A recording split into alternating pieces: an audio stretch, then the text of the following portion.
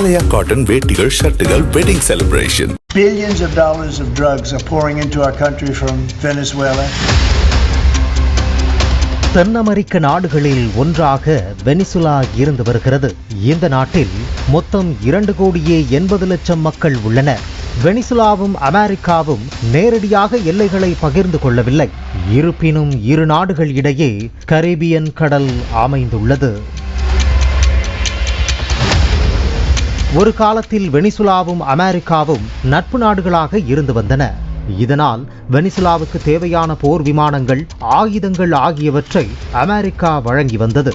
குறிப்பாக அமெரிக்கா சார்பில் வெனிசுலாவுக்கு F-16 ரக போர் விமானங்கள் வழங்கப்பட்டன.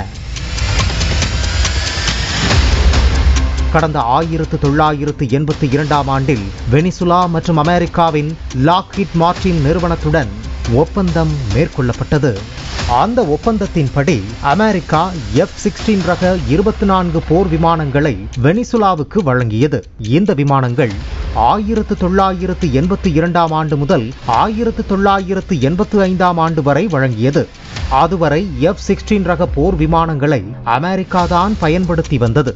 இந்த ஒப்பந்தத்தின்படிதான் அமெரிக்கா லத்தீன் அமெரிக்கா நாட்டுக்கு முதல் முறையாக F-16 ரக போர் விமானங்களை வழங்கியது.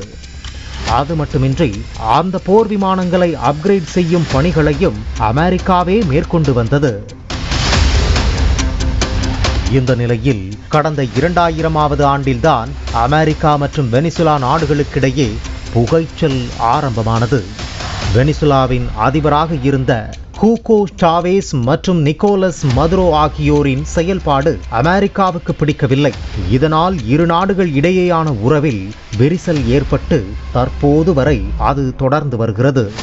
இதற்கு அந்த நாட்டின் அதிபராக இருக்கும் நிக்கோலஸ் மதுரோதான் முக்கிய காரணமாக பார்க்கப்படுகிறார். இந்த நிலையில் நிக்கோலஸ் கடல் வழியாக அமெரிக்காவுக்கு போதைப் பொருள் கடத்துவதாக அதிபர் ட்ரம்ப் ஒரு குற்றச்சாட்டை முன்வைத்தார். I can only say that billions of dollars of drugs are pouring into our country from Venezuela.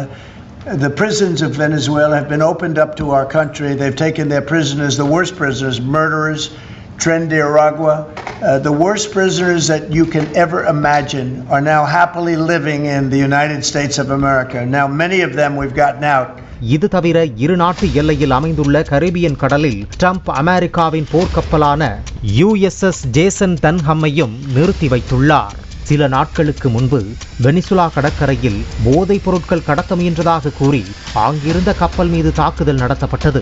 அதில் 11 பேர் பலியாகிய நிலையில் இது அமெரிக்க ராணுவ நடவடிக்கையின் ஒரு அரிய நிகழ்வு என இந்த தாக்குதல் குறித்து அதிபர் ட்ரம்ப் பாராட்டினார்.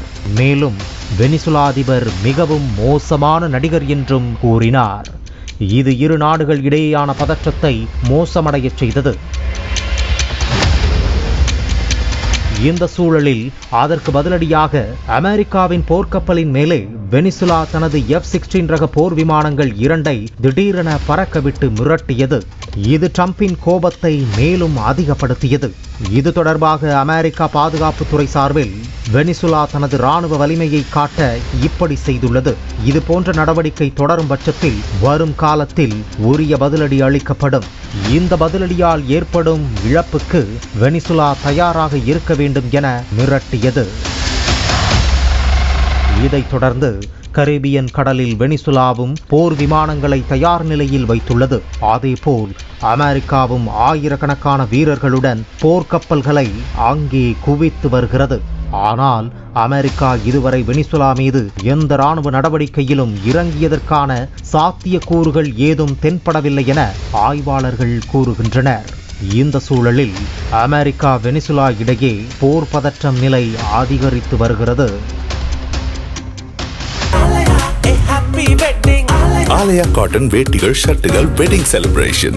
பிளே ஸ்டோர் மற்றும் ஆப் ஸ்டோரில் இருந்து பாலிமர் செயலியை QR கோடு மூலம் பதிவிறக்கம் செய்யுங்கள். செய்திகளை உடனுக்குடன் பெறுங்கள்.